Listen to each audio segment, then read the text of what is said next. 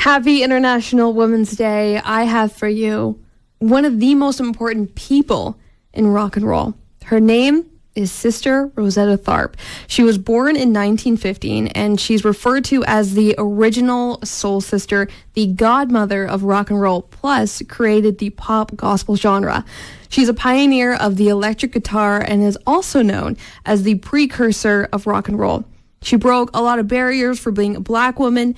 She toured with white singers and performed for mixed audiences, and by the 50s, she was selling out stadiums. She used heavy distortion on her guitar, which heavily influenced British blues bands of the 1960s and inspired some of the greats like Chuck Berry, Elvis, Eric Clapton, and she even invited Little Richard on stage with her after hearing him sing, which was his first paid gig and public performance outside of the church, which inspired him to become a performer. She was a queer woman who wrote about love and sexuality, which at the time was looked down upon. Unfortunately, Miss Tharpe's history is greatly overlooked. She didn't receive the compensation a lot of her peers got.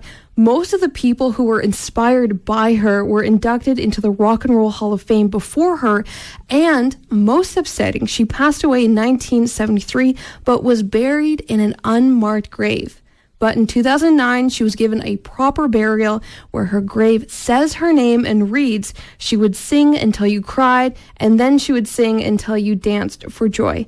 And in Pennsylvania, they named January 11th Sister Rosetta Tharpe Day to commemorate her significant contribution to the heart of rock and roll.